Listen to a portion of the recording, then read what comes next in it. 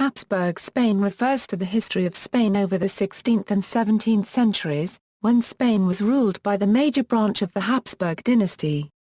The Habsburg rulers reached a zenith of their influence and power, controlling territory, including the Americas, the East Indies, the Low Countries and territories now in France and Germany in Europe, the Portuguese Empire from 1580 to 1640, and various other territories such as small enclaves like Ceuta and Oran in North Africa.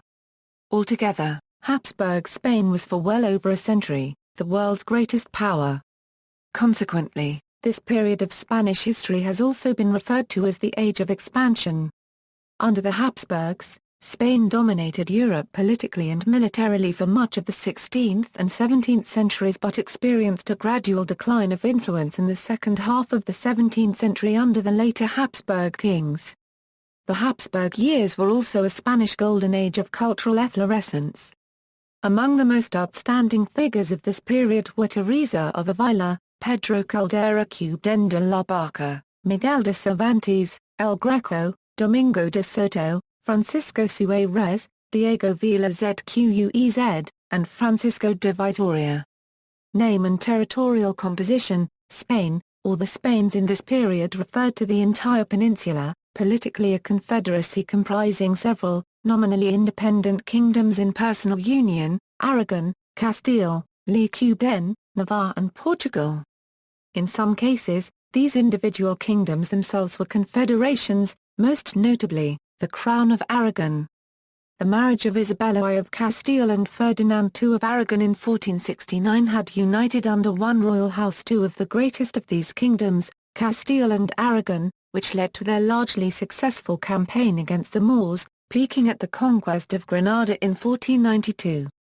Isabella and Ferdinand were bestowed the title of Most Catholic Monarchs by Pope Alexander VI in 1496, and the term monarca or carta publica remained in use for the monarchy under the Spanish Habsburgs.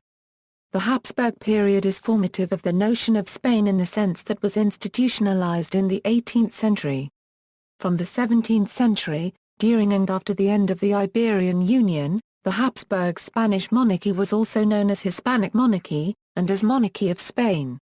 Spain as a unified state came into being de jure only after the death in 1700 of Charles II and with it the extinction of the Spanish Habsburg dynasty, and the ascension of Philip V and the inauguration of the Bourbon dynasty and its central reforms, comparable to those in France.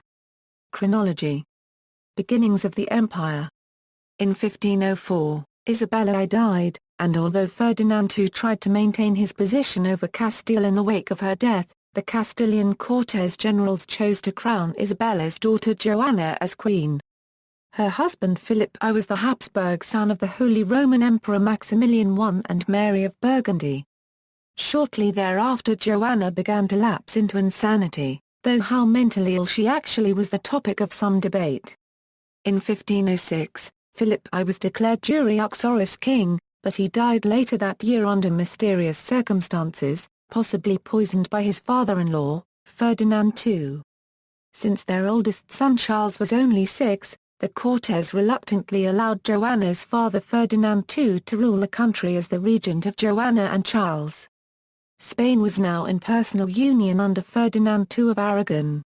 As undisputed ruler in most of the peninsula, Ferdinand adopted a more aggressive policy than he had as Isabella's husband, going on to crystallize his long-running designs over Navarre into a full-blown invasion led initially by a Castilian military expedition, and supported later by Aragonese troops. He also attempted to enlarge Spain's sphere of influence in Italy, strengthening it against France. As ruler of Aragon, Ferdinand had been involved in the struggle against France and the Republic of Venice for control of Italy. These conflicts became the center of Ferdinand's foreign policy as king. Ferdinand's first investment of Spanish forces came in the War of the League of Cambrai against Venice, where the Spanish soldiers distinguished themselves on the field alongside their French allies at the Battle of Agnello. Only a year later, Ferdinand joined the Holy League against France, seeing a chance at taking both Naples to which he held a dynastic claim and Navarre, which was claimed through his marriage to Germaine of Foix. The war was less of a success than that against Venice, and in 1516 France agreed to a truce that left Milan under French control and recognized Spanish hegemony in northern Navarre. Ferdinand would die later that year.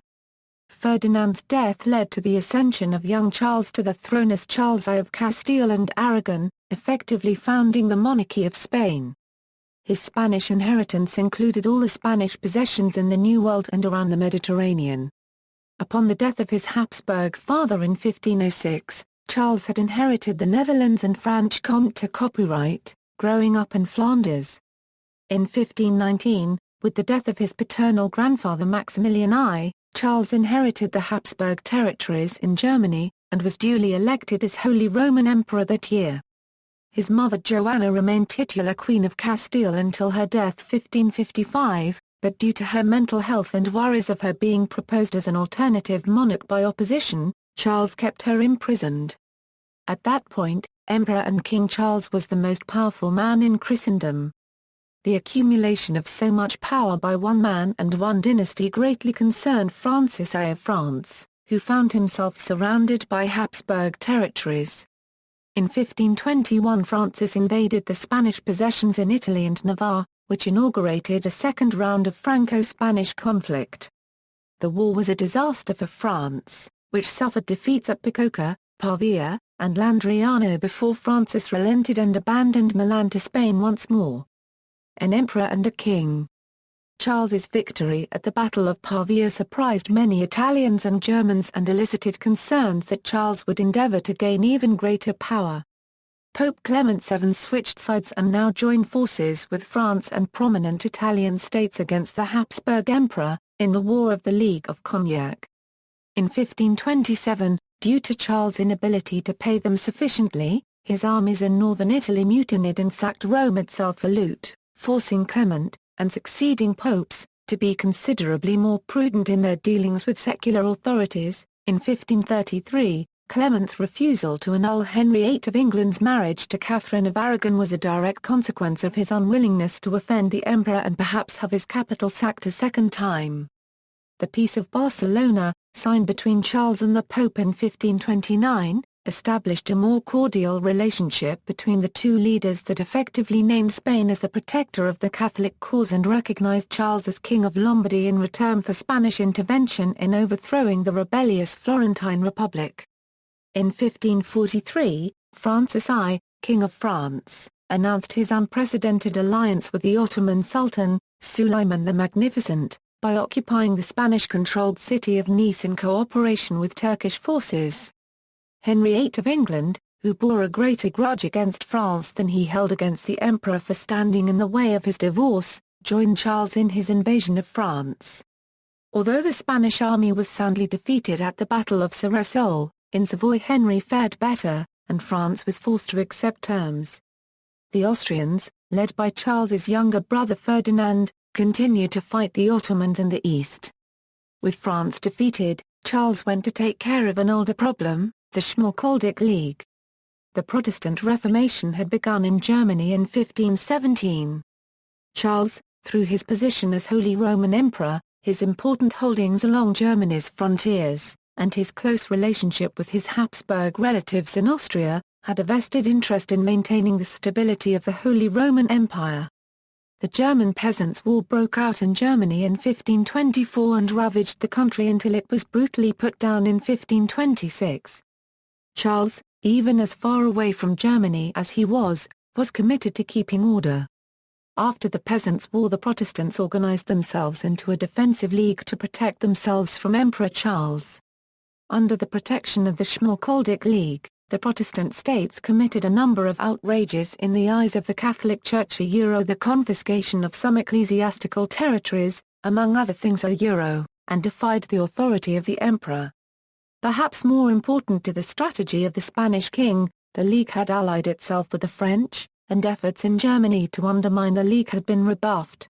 Francis' unregistered trademark's defeat in 1544 led to the annulment of the alliance with the Protestants, and Charles took advantage of the opportunity. He first tried the path of negotiation at the Council of Trent in 1545, but the Protestant leadership, feeling betrayed by the stance taken by the Catholics at the council, went to war, led by the Saxon Elector Maurice. In response, Charles invaded Germany at the head of a mixed Dutch-Spanish army, hoping to restore the imperial authority.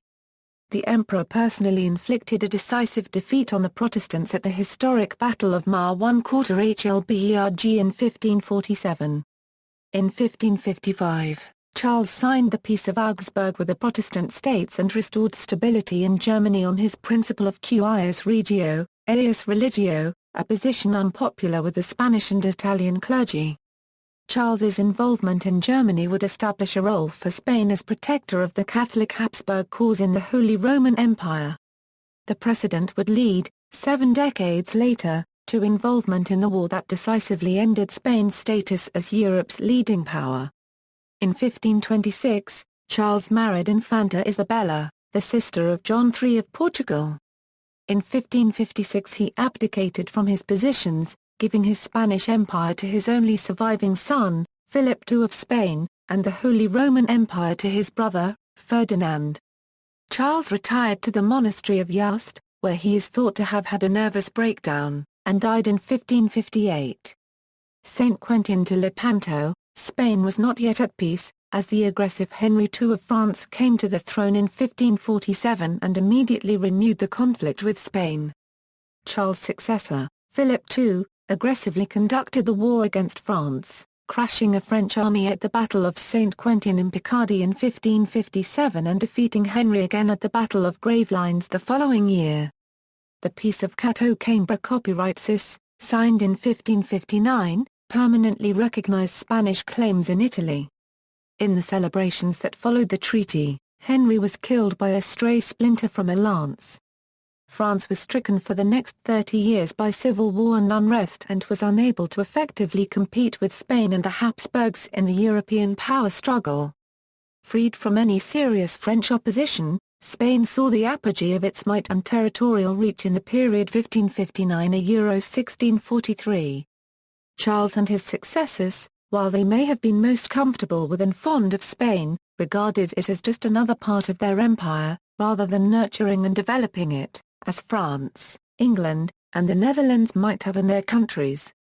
Achieving the political goals of the Habsburg dynasty which primarily meant undermining the power of France, maintaining Catholic Habsburg hegemony in Germany, and suppressing the Ottoman Empire was more important to the Habsburg rulers than the welfare of Spain. This emphasis would contribute to the decline of Spanish imperial power. The Spanish Empire had grown substantially since the days of Ferdinand and Isabella. The Aztec and Inca empires were conquered during Charles' reign, from 1519 to 1521 and 1540 to 1558, respectively. Spanish settlements were established in the New World, Mexico City, the most important colonial city established in 1524 to be the primary center of administration in the New World. Florida, colonized in the 1560s. Buenos Aires, established in 1536. And New Granada, colonized in the 1530s. The Spanish Empire abroad became the source of Spanish wealth and power in Europe. But as precious metal shipments rapidly expanded late in the century, it contributed to the general inflation that was affecting the whole of Europe. Instead of fueling the Spanish economy, American silver made the country increasingly dependent on foreign sources of raw materials and manufactured goods. In 1557, Spain met with bankruptcy and was forced to partially repudiate its debt through debt consolidation and conversion. The Peace of Cateau-Cambrai in 1559 concluded the war with France, leaving Spain at a considerable advantage. However, the government was in enormous debt and declared bankruptcy that year. Philip's ambitions were beyond his country's ability to pay for them, although silver from Mexico and Peru compensated somewhat. Even so, most of the government's revenues came from taxes and excise duties.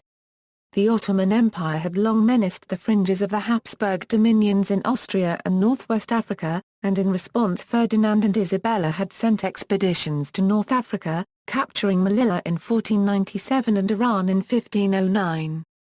Charles had preferred to combat the Ottomans through a considerably more maritime strategy, hampering Ottoman landings on the Venetian territories in the eastern Mediterranean.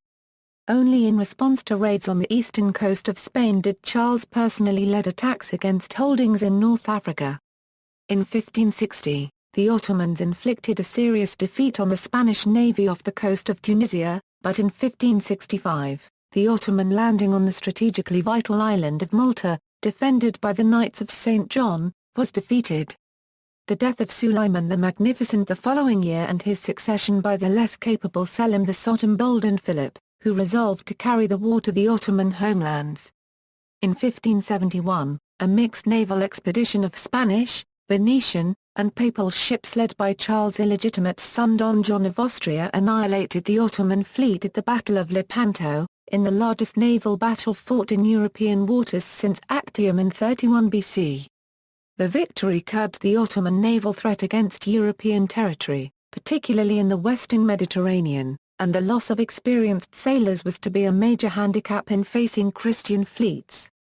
Yet the Turks succeeded in rebuilding their navy in a year, using it handily to consolidate Ottoman dominance over most the Mediterranean's African coast and eastern islands. Philip lacked the resources to fight both the Netherlands and the Ottoman Empire at the same time, and the stalemate in the Mediterranean continued until Spain agreed to a truce in 1580. The troubled king, the time for rejoicing in Madrid was short-lived. In 1566, Calvinist-led riots in the Spanish Netherlands prompted the Duke of Alva to conduct a military expedition to restore order. Alva launched an ensuing reign of terror. In 1568, William the Silent led a failed attempt to drive the tyrannical Alva from the Netherlands. This attempt is generally considered to signal the start of the 80 Years' War that ended with the independence of the United Provinces. The Spanish, who derived a great deal of wealth from the Netherlands and particularly from the vital port of Antwerp, were committed to restoring order and maintaining their hold on the provinces. In 1572, a band of rebel Dutch privateers known as the Watergers seized a number of Dutch coastal towns, proclaimed their support for William and denounced the Spanish leadership. For Spain, the war was a creeping disaster.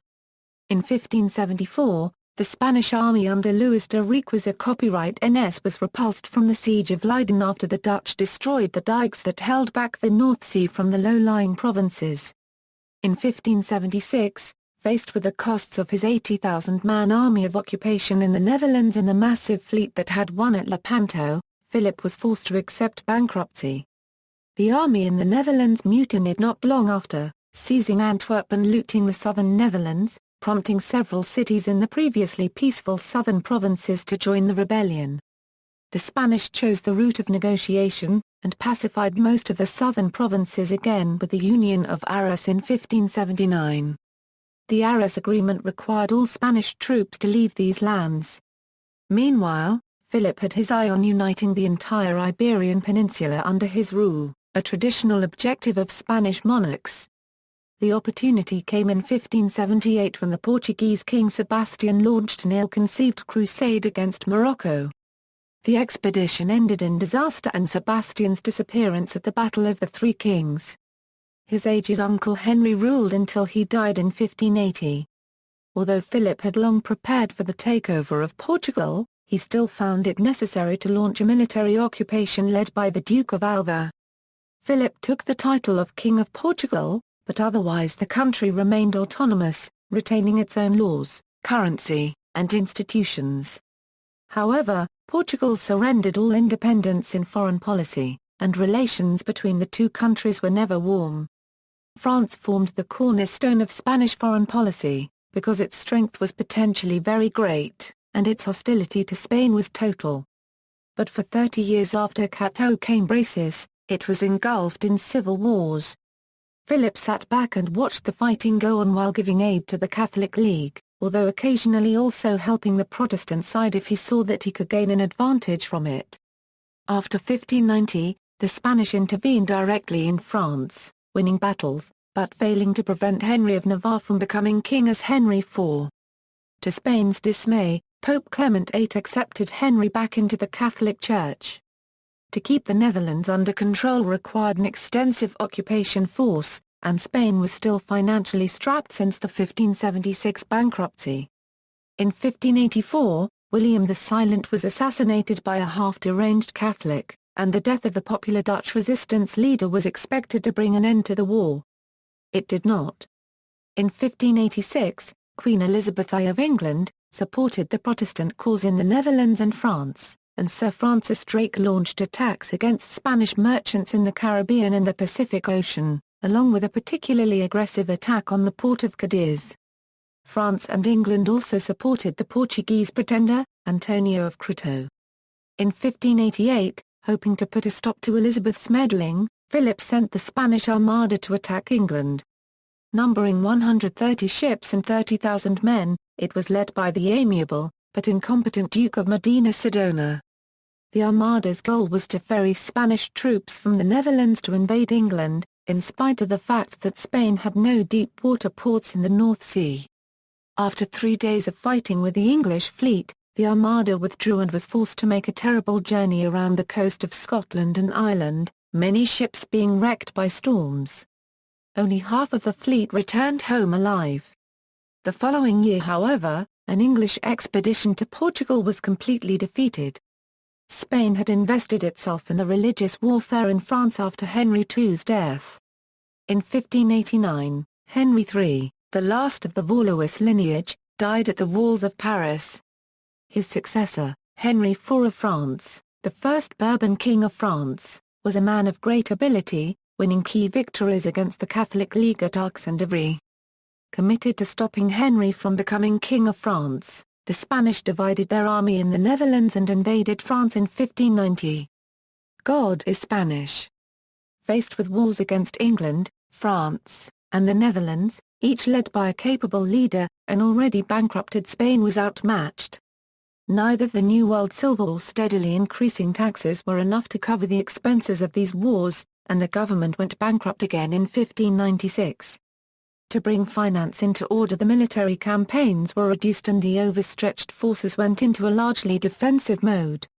In 1598, shortly before his death, Philip II, knowing his end was near, made peace with France, withdrawing his forces from French territory and stopping payments to the Catholic League after accepting the new convert to Catholicism, Henry IV, as the rightful French king. Meanwhile, Castile was ravaged by a plague that had arrived by ship from the north, losing 500,000 people. And yet as the 17th century began, and despite her travails, Spain was still unquestionably the dominant power. Philip III succeeded his father in 1598 and, as had been predicted by his father, was a weak man who had no interest in politics or government, preferring to engage in lavish court festivities, religious indulgences, and the theatre.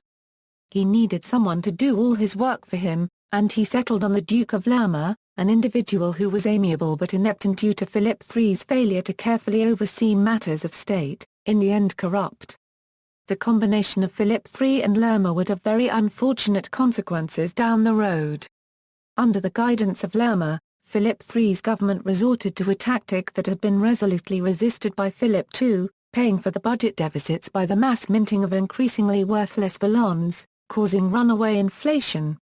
In 1607, the government faced another bankruptcy, and despite Philip's promises otherwise, vallons continued to be issued periodically.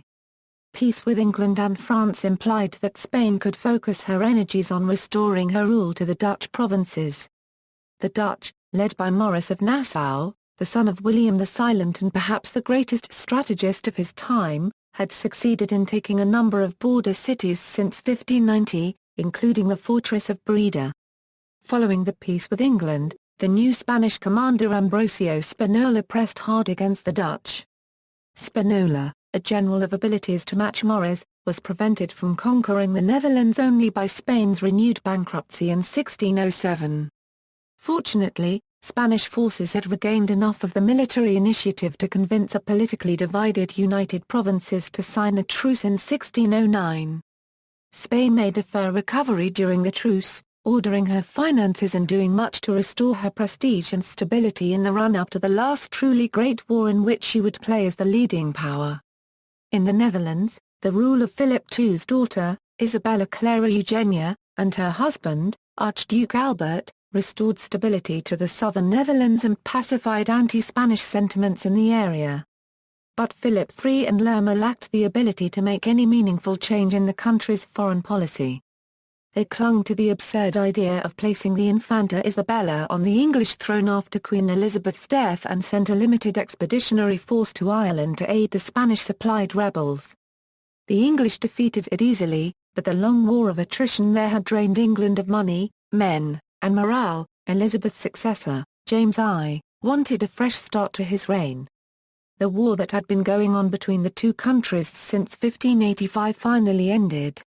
War with France threatened in 1610, but shortly after, Henry IV was assassinated, and the country fell into civil war again.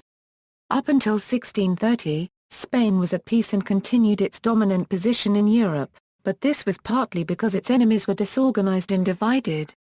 Meanwhile, Lerma's enemies expelled him from office in 1617, and Balthazar de Zara ± eager began calling for a more aggressive foreign policy. In 1618, beginning with the defenestration of Prague, Austria and the Holy Roman Emperor, Ferdinand II of Germany, embarked on a campaign against the Protestant Union and Bohemia. Zara ± eager encouraged Philip to join the Austrian Habsburgs in the war, and Ambrogio Spinola, the rising star of the Spanish army, was sent at the head of the Army of Flanders to intervene. Thus, Spain entered into the 30-year unregistered trademark war. In 1621, Philip III died and his son succeeded as Philip IV. The militarists now were firmly in charge. The following year, Zara ± eager was replaced by Gaspar de Guzmán, Count Duke of Olivares, an able man who believed that the center of all Spain's woes lay in Holland.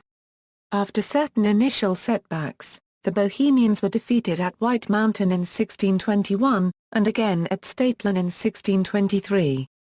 The war with the Netherlands was renewed in 1621 with Spinola taking the fortress of Breda in 1625. The intervention of the Danish king Christian IV in the war worried some, but the victory of the imperial general Albert of Wallenstein over the Danes at Dessau Bridge and again at Lutter, both in 1626, eliminated the threat. There was hope in Madrid that the Netherlands might finally be reincorporated into the empire, and after the defeat of Denmark the Protestants in Germany seemed subdued. France was once again involved in her own instabilities, and Spain's eminence seemed irrefutable. The Count Duke Olivares stridently affirmed God is Spanish and fights for our nation these days, and many of Spain's opponents might have grudgingly agreed. The road to Rocroi. Olivares was a man sadly out of time. He realized that Spain needed to reform, and to reform it needed peace. The destruction of the United Provinces of the Netherlands was necessary because behind every anti-Habsburg coalition there was Dutch money. Dutch bankers stood behind the East India merchants of Seville, and everywhere in the world Dutch entrepreneurship and colonists undermined Spanish and Portuguese hegemony. Spinola and the Spanish army were focused on the Netherlands, and the war seemed to be going in Spain's favor. In 1627, the Castilian economy collapsed. The Spanish had been debasing their currency to pay for the war and prices exploded in Spain just as they had in previous years in Austria. Until 1631, parts of Castile operated on a barter economy as a result of the currency crisis, and the government was unable to collect any meaningful taxes from the peasantry, depending instead on its colonies. The Spanish armies in Germany resorted to paying themselves on the land. Olivares, who had backed certain tax measures in Spain pending the completion of the war, was further blamed for an embarrassing and fruitless war in Italy. The Dutch, who during the 12-year unregistered trademark truce had made their navy a priority, proceeded to plunder Spanish and Portuguese maritime trade, on which Spain was wholly dependent after the economic collapse. The Spanish, with their resources stretched thin, were increasingly unable to cope with the growing naval threats. Spanish victories in Germany and Italy were not enough to matter, and their navy especially began suffering serious losses. In 1630, Gustavus Adolphus of Sweden, one of the most able commanders of the time, landed in Germany and relieved the port of Stralsund that was the last stronghold on the continent held by German forces belligerent to the emperor. Gustav then marched south winning notable victories at Breitenfeld and Lutzen, attracting greater support for the Protestant cause the further he went. The situation for the Catholics improved with Gustav's death at Lutzen in 1632 and a shocking victory for imperial forces under Cardinal Infante Ferdinand and Ferdinand II of Hungary at Nordlingen in 1634. From a position of strength, the emperor approached the war-weary German states with a peace in 1635. Many accepted, including the two most powerful, Brandenburg and Saxony. Cardinal Richelieu had been a strong supporter of the Dutch and Protestants since the beginning of the war, sending funds and equipment in an attempt to stem Habsburg strength in Europe. Richelieu decided that the recently signed Peace of Prague was contrary to French interests and declared war on the Holy Roman Emperor and Spain within months of the peace being signed. The more experienced Spanish forces scored initial successes. Olivares ordered a lightning campaign into northern France from the Spanish Netherlands, hoping to shatter the resolve of King Louis XIII's ministers and topple Richelieu before the war exhausted Spanish finances and France's military resources could be fully deployed. In the Anna Copyright de Corbie, 1636, Spanish forces advanced as far south as Amiens and Corbie, threatening Paris and quite nearly ending the war on their terms. After 1636, however, Olivares, fearful of provoking another disastrous bankruptcy, stopped the advance. The Spanish army would never again penetrate so far. The French thus gained time to properly mobilize. At the Battle of the Downs in 1639 a Spanish fleet was destroyed by the Dutch navy, and the Spanish found themselves unable to adequately reinforce and supply their forces in the Netherlands. The Spanish Army of Flanders, which represented the finest of Spanish soldiery and leadership, faced a French advance led by Louis II de Bourbon, Prince de Condé copyright in northern France at Rocroi in 1643. The Spanish, led by Francisco de Mello, were routed. One of Spain's best and most famous armies had suffered total defeat on the battlefield. The myth of Spanish invincibility was shattered. The last Spanish Habsburgs. Supported by the French, the Catalonians, Neapolitans, and Portuguese rose up in revolt against the Spanish in the 1640s. With the Spanish Netherlands now very much on the defensive between French and Dutch forces after the Battle of Lens in 1648, the Spanish made peace with the Dutch and recognized the independent United Provinces in the Peace of Westphalia that ended both the 80 Years' War and the 30 Years' War. Olivares attempted to suppress the Catalan revolt by launching an invasion of southern France that had no real purpose except to force the Catalans into uniting with the Spanish government against a common enemy. However, they did not see it that way, and refused to help with the campaign. The quartering of Spanish troops in Catalonia only made the situation worse, and the Catalans decided to secede from Spain altogether and unite with France.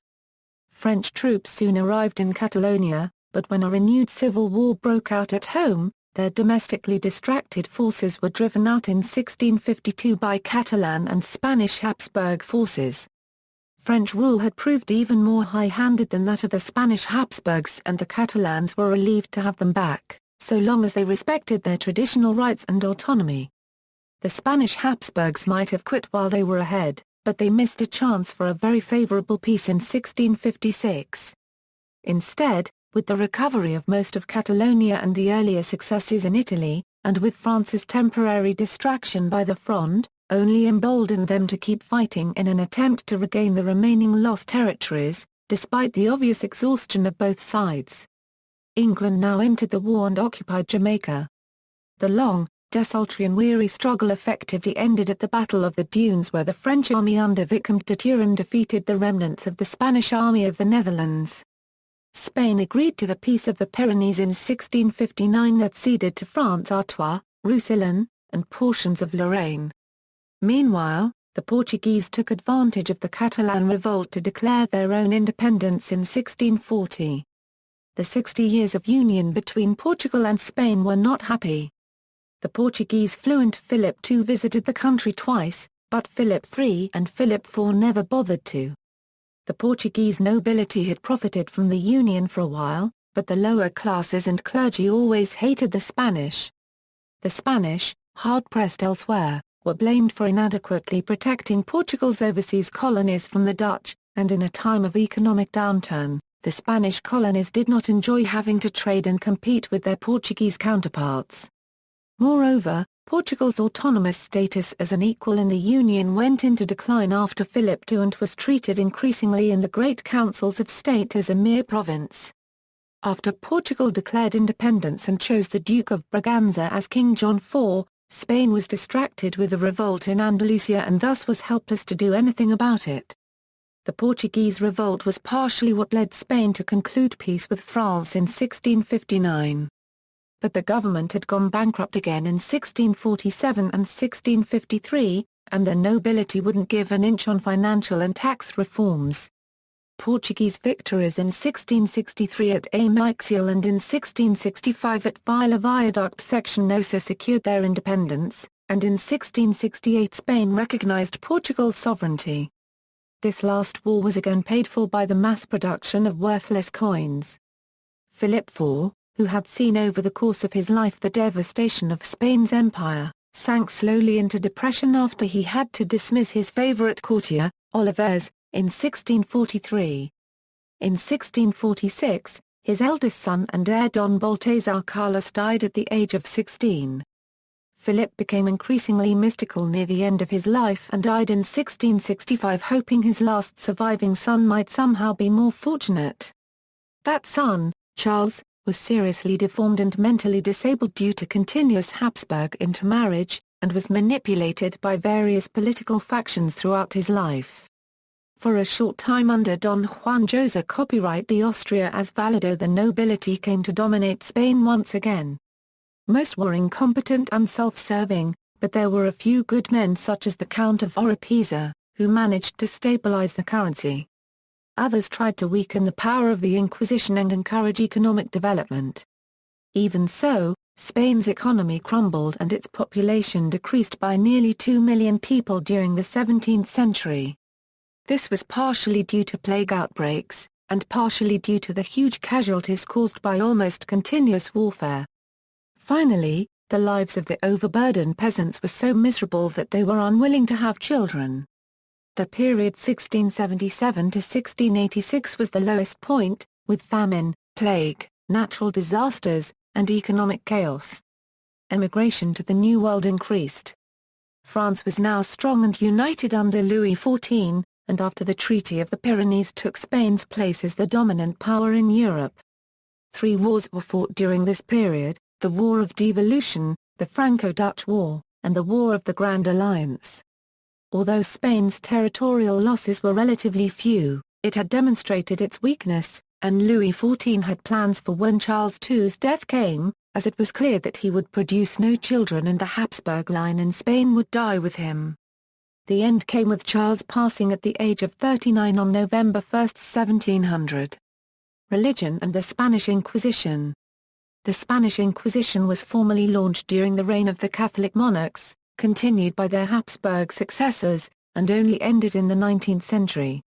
Under Charles I, the Inquisition became a formal department in the Spanish government, hurtling out of control as the 16th century progressed. Although torture was common in Europe, the way the Inquisition was practiced encouraged corruption and betrayal, and it became a driving factor in the decay of Spanish power. It became a method for enemies, jealous friends and even quarreling relations to usurp influence and property. An accusation, even if largely unfounded, led to a long and agonizing trial that might take years before coming to a verdict, during which time the accused's reputation and esteem was destroyed. The auto de fe was an edifying spectacle of public humiliation of the repentant before they were sent off to the civil authorities, for execution. Philip II greatly expanded the Inquisition and made church orthodoxy a goal of public policy. In 1559, 3 years after Philip came to power, students in Spain were forbidden to travel abroad, the leaders of the Inquisition were placed in charge of censorship, and books could no longer be imported. Philip vigorously tried to excise Protestantism from Spain, holding innumerable campaigns to eliminate Lutheran and Calvinist literature from the country, hoping to avoid the chaos taking place in France. Philip was more of a religious fanatic than his father was, and was convinced that if the Protestants were resorting to military force, then he must do likewise. He was willing to do whatever it took to fight the heretics and preserve Spanish hegemony, even intervening in papal elections to ensure the choosing of a pro-Spanish pope through bribery and threats. Philip succeeded 3 times with Popes Urban VII, Gregory XIV, and Innocent IX. But the 4th time, he failed to prevent the election of the pro-French Clement VIII. The Church in Spain had been purged of many of its administrative excesses in the 15th century by Cardinal Ximenes, and the Inquisition served to expurgate many of the more radical reformers who sought to change church theology as the Protestant reformers wanted. Instead, Spain became the scion of the Counter-Reformation as it emerged from the Reconquista. Spain bred 2 unique threads of counter-reformationary thought in the persons of Saint Teresa of Avila and the Basque Ignatius Loyola. Teresa advocated strict monasticism and a revival of more ancient traditions of penitence. She experienced a mystical ecstasy that became profoundly influential on Spanish culture and art. Ignatius Loyola, founder of the Jesuit order, was influential across the world in his stress on spiritual and mental excellence and contributed to a resurgence of learning across Europe. In 1625, a peak of Spanish prestige and power, the Count Duke of Olivares established the Jesuit Colegio Imperial in Madrid to train Spanish nobles in the humanities and military arts. The Moriscos of southern Spain had been forcibly converted to Christianity in 1502, but under the rule of Charles I they had been able to obtain a degree of tolerance from their Christian rulers. They were allowed to practice their former custom, dress, and language, and religious laws were laxly enforced. Philip began to put back into place the restrictive laws of generations before, and in 1568 the Moriscos rebelled. The revolt was only put down by Italian troops under Don John of Austria, and even then the Moriscos retreated to the highlands and were not defeated until 1570. The revolt was followed by a massive resettlement program in which 12,000 Christian peasants replaced the Moriscos. In 1609, on the advice of the Duke of Lerma, Philip III expelled the 300,000 Moriscos of Spain. The expulsion of the industrious Jews, Moors, and Moriscos certainly did nothing to help the Spanish economy. The small scattered groups of Moriscos lived largely by subsistence farming in marginal mountain areas or by unskilled laboring in a country that had very many underemployed hands. Unsurprisingly, then, a council set up to investigate the matter in Castile found little effect. But in parts of Aragon and especially Valencia, where half the Moriscos had lived, and had made up a substantial minority of the population, the impact was certainly noticeable and was the cause of much lamentation from noblemen who had lost rents. Administration and bureaucracy. The Spanish received a large but short-lived influx of gold from the colonies in the New World as plunder when they were conquered, much of which Charles used to prosecute his wars in Europe. In the 1520s silver began to be extracted from the rich deposits at Guanajuato, but it was not until the 1540s, with the opening of the mines at Potosi and Zacatecas, that silver was to become the fabled source of wealth it has assumed in legend. The Spanish left mining to private enterprise but instituted a tax known as the quinto real, whereby a fifth of the metal was collected by the government. The Spanish were quite successful in enforcing the tax throughout their vast empire in the New World. All bullion had to pass through the House of Trade in Seville, under the direction of the Council of the Indies. The supply of Almeida copyright N mercury, vital to extracting silver from the ore, was controlled by the state and contributed to the rigor of Spanish tax policy. Inflation, both in Spain and in the rest of Europe, was primarily caused by debt, but a level of debt made possible later by the rising silver imports. Charles had conducted most of his wars on credit, and in 1557, a year after he abdicated, Spain was forced into its first debt moratorium, setting a pattern that would be repeated with ever more disruptive economic consequences. Few Spaniards initially gave a thought to the wholesale slaughter, enslavement, and forced conversion of Native Americans either, although some men such as Bartolomé Copyright de Lascaux argued for more humane treatment of them. This led to much debate and governmental action. The laws of Burgos, the new laws, and other legal and institutional changes somewhat alleviated conditions for Native Americans, including the freeing of all Native American slaves, but the benefits gained by the Native Americans fell far short of what had been hoped by the reformers. Faced with a growing threat of piracy, in 1564 the Spanish adopted a convoy system far ahead of its time, with treasure fleets leaving the Americas in April and August. The policy proved efficient, and was quite successful. Only 2 convoys were captured. One in 1628 when it was captured by the Dutch, and another in 1656, captured by the English, but by then the convoys were a shadow of what they had been at their peak at the end of the previous century. Nevertheless, even without being completely captured, they frequently came under attack, which inevitably took its toll. Not all shipping of the dispersed empire could be protected by large convoys, allowing the Dutch, English and French privateers and pirates the opportunity to attack trade along the American and Spanish coastlines and raid isolated settlements. This became particularly savage from the 1650s, with all sides falling to extraordinary levels of barbarity, even by the harsh standards of the time. Spain also responded with no small amount of privateering, using the recaptured city of Dunkirk as a base for its Dunkirk raiders to molest Dutch, English and French trade. More seriously, the Portuguese part of the empire, with its chronically undermanned African and Asian forts, proved nearly impossible to defend adequately, and with Spain so fully engaged on so many fronts, it could spare little for their defense.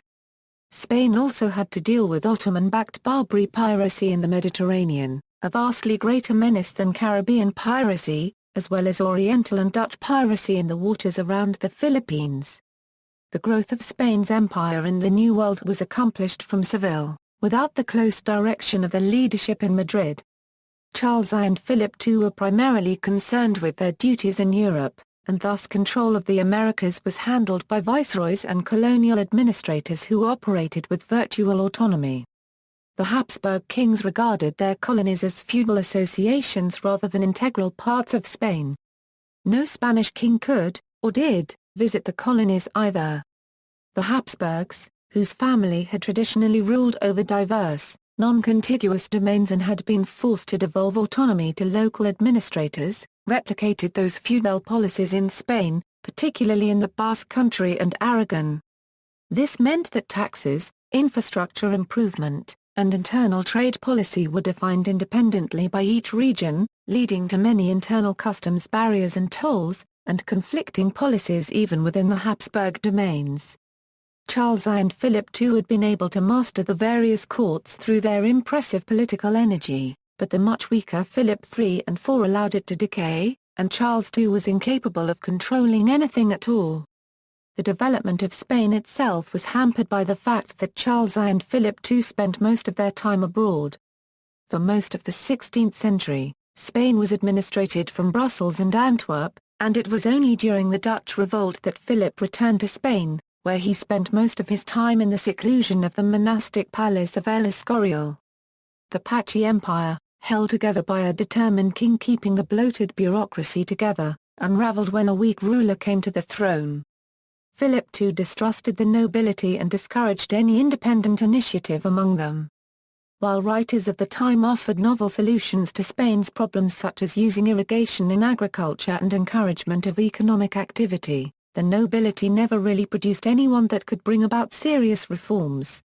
Charles, on becoming king, clashed with his nobles during the Castilian War of the Communities when he attempted to fill government positions with effective Dutch and Flemish officials. This was seen as part of an effort to milk Castile to support distant Habsburg interests. Philip II encountered major resistance when he tried to enforce his authority over the Netherlands, contributing to the rebellion in that country. The Count-Duke of Olivares, Philip IV's chief minister, always regarded it as essential to Spain's survival that the bureaucracy be centralized. Olivares even backed the full union of Portugal with Spain, though he never had an opportunity to realize his ideas.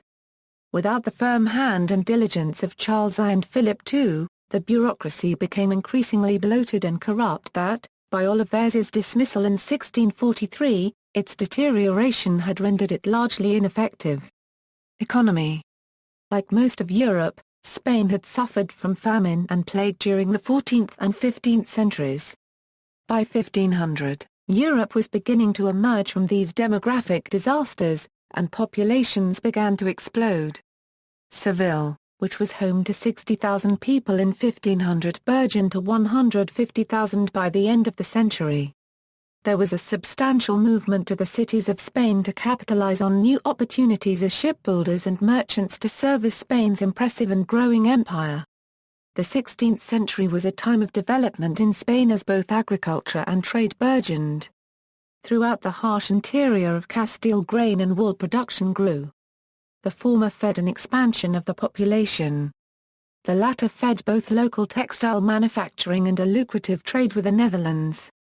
The Castilian cities of Burgos, Segovia, Cuenca and Toledo flourished with the expansion of the textile and metallurgical industries. Santander, on the northern Atlantic coast, grew in wealth from its traditional roles as a port linking the country's interior with northern Europe and as a shipbuilding center. Southern cities like Cadiz and Seville expanded rapidly from the commerce and shipbuilding spurred on by the demands of the American colonies. Barcelona, already one of Europe's most important and sophisticated trading port cities in the Middle Ages, continued to develop. By 1590, Spain's population was far greater than what it had been in any previous period. It was during this last decade when Castile began to suffer crop failures and was struck by a plague from 1596 that brought about the first serious reversal in population numbers. A cycle that would repeat itself a number of times in different parts of the country through the 17th century. As the 16th century had worn on, inflation in Spain triggered hardship for the peasantry. The average cost of goods quintupled in the 16th century in Spain, led by wool and grain. While reasonable when compared to the 20th century, prices in the 15th century changed very little, and the European economy was shaken by the so-called price revolution. Spain, which along with England was Europe's only producer of wool, initially benefited from the rapid growth. However, like in England, there began in Spain an enclosure movement that stifled the growth of food and depopulated whole villages whose residents were forced to move to cities. The higher inflation, the burden of the Habsburgs wars and the many customs duties dividing the country and restricting trade with the Americas, stifled the growth of industry that may have provided an alternative source of income in the towns. Another factor was the militaristic nature of the Castilian nobility, which had developed during the centuries of the reconquest of the Iberian Peninsula. They preferred careers in the government bureaucracy, the military, or the church, shunning economic activities. This militarism also meant that Spain exhausted its wealth and manpower in near-continuous wars. Under Philip II, these wars had much to do with combating Protestantism, but in the 17th century it became clear that the world that had existed before 1517 could not be restored. Spain's wars during that century became increasingly more to do with preserving the hegemonic power of the Habsburg alliance in Europe.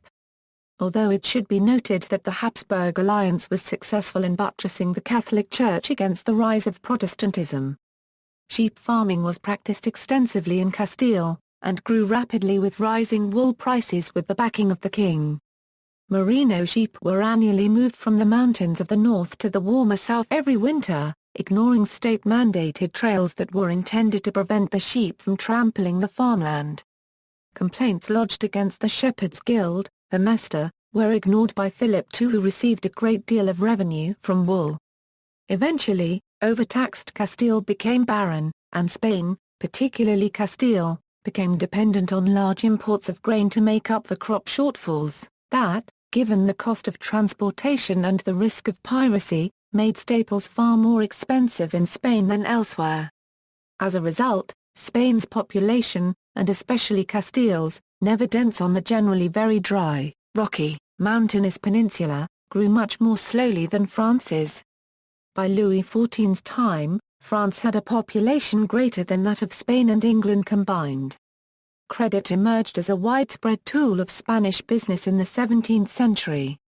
The city of Antwerp, in the Spanish Netherlands, lay at the heart of European commerce, and its bankers financed most of Charles V's and Philip II's wars on credit. The use of notes of exchange became common as Antwerp's banks became increasingly powerful and led to extensive speculation that helped to exaggerate price shifts.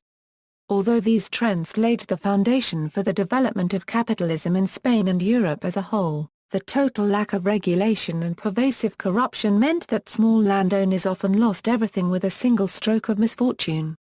Estates in Spain, and especially in Castile, grew progressively larger and the economy became increasingly uncompetitive, particularly during the reigns of Philip III and IV when repeated speculative crises shook Spain. Since the medieval period the Catholic Church had always been important to the Spanish economy.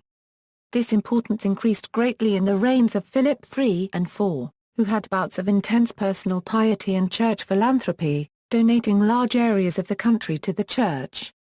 The later Habsburgs did nothing to promote the redistribution of land.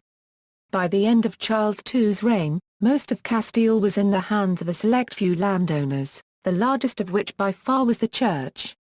It has been estimated that at the end of the 17th century the holdings of the Spanish Church had expanded to include nearly 20% of Castilian land and that the clergy made up as much as 10% of adult males in Castile. Government policy under the succeeding Bourbon dynasty was directed to steadily reducing the Church's vast holdings, which by then had come to be seen as an impediment to the country's development. Art and culture. The Spanish Golden Age was a flourishing period of arts and letters in Spain which spanned roughly from 1550 to 1650. Some of the outstanding figures of the period were El Greco, Diego Velázquez, Miguel de Cervantes, and Pedro Caldera Cubden de la Barca. El Greco and Velázquez were both painters, the former most notably recognized for his religious depictions and the latter now regarded as one of the most important figures in all of Spanish art for his precise, realistic portraiture of the contemporary court of Philip IV. Cervantes and de la Barca were both writers.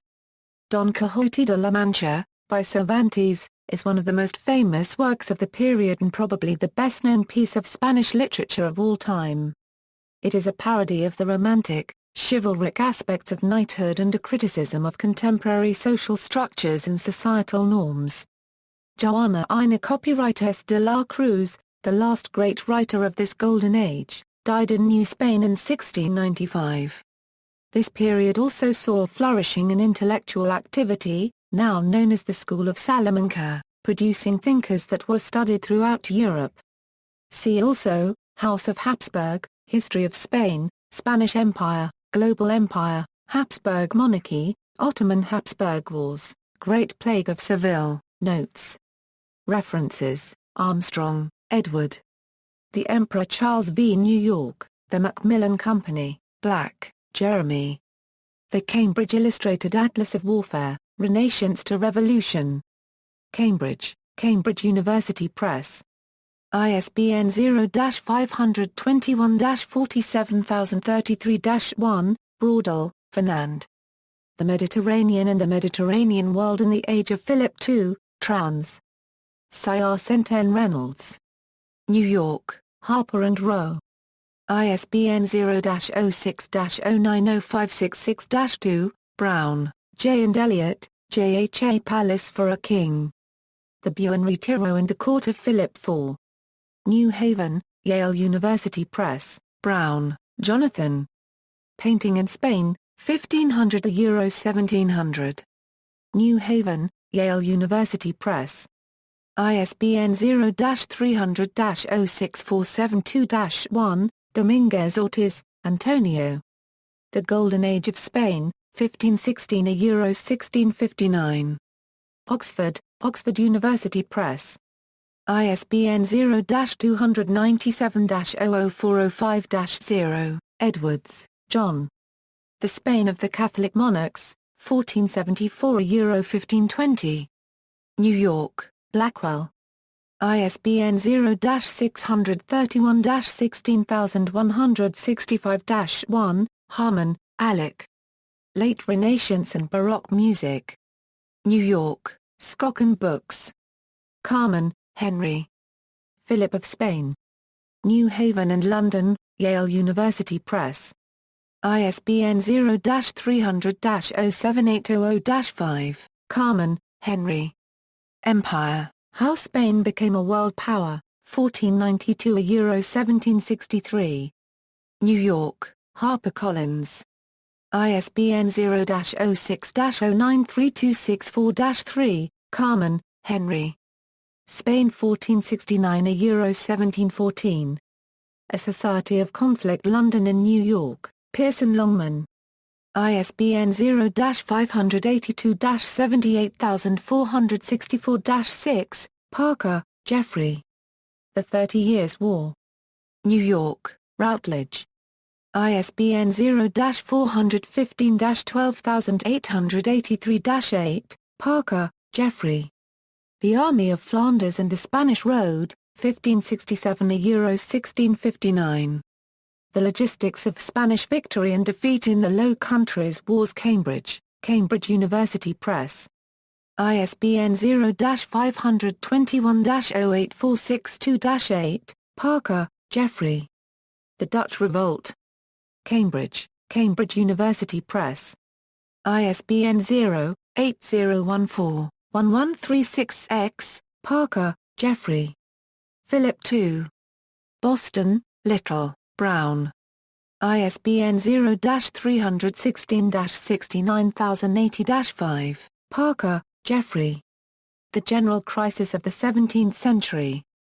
New York, Routledge. ISBN 0-415-16518-0, Stradling, R. A. Philip IV and the Government of Spain. Cambridge, Cambridge University Press. ISBN 0-521-32333-9, various. Historia de la Literatura Española. Barcelona, Editorial Ariel, Gallardo, Alexander, Spanish Economics in the 16th Century, Theory, Policy, and Practice, Lincoln, Nebraska, Rittiers Club Press, 2002. ISBN 0-595-26036-5. Smith, preserved. Haskins, Charles Homer, ed. The Age of the Reformation. American Historical Series. New York, Henry Holt and Company. OCLCA 403814A.